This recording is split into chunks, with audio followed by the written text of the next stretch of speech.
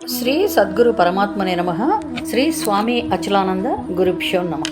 సర్వం గురుస్వరూపం.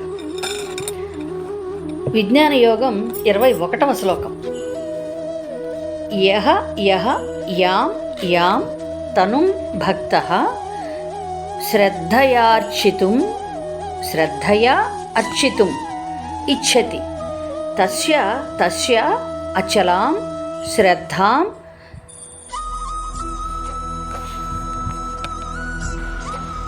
తాం ఏవ విదధామి అహం.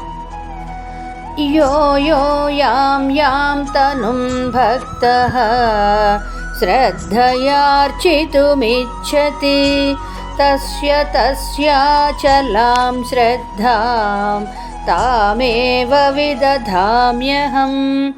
యో యో యాం యాం తనుం భక్తః శ్రద్ధయార్చితుమిచ్చతి తస్యాచలాం శ్రద్ధాం తామేవ విదధామ్యహం.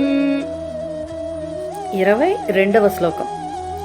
స తయా శ్రద్ధయా యుక్తః తస్య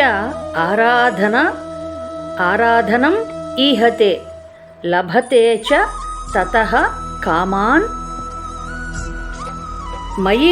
మయా ఏవ విహితాన్ హితాన్. సతయా శ్రద్ధయా యుక్తః తస్యారాధనమీహతే లభతే చ తతః కామాన్ మయైవ విహితాన్ హితాన్. సతయా శ్రద్ధయా యుక్తః తస్యారాధనమీహతే లభతే చ తతః కామాన్ మయైవ విహితాన్ హితాన్. 23వ శ్లోకం. అంతవత్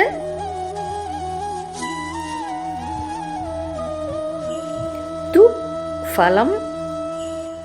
ఫలం తు ఏషాం తద్భవతి అల్పమేధసాం దేవాన్ దేవయజః యాంతి మత్ భక్తాః యాంతి మాం అపి. అంతవత్తు ఫలం తేషాం తద్భవత్యల్పమేధసాం దేవాన్ దేవయజో యాంతి మద్భక్తా యాంతి మామపి. అంతవత్తు ఫలం తేషాం తద్భవత్యల్పమేధసాం దేవాన్ దేవయజో యాంతి మద్భక్తా యాంతి మామపి.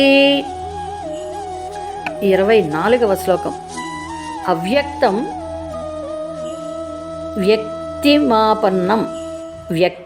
ఆపన్నం మన్యంతే మాం అబుద్ధయః పరం భావం అజానంతః మమ అవ్యయం అనుత్తమం. అవ్యక్తం వ్యక్తిమాపన్నం మన్యంతే మామబుద్ధయః పరం భావమజానంతః మమావ్యయమనుత్తమం. అవ్యక్తం వ్యక్తిమాపన్నం మన్యంతే మామబుద్ధయః పరం భావమజానంతః మమావ్యయమనుత్తమం. ఓం తత్సత్. జై గురుదేవ్.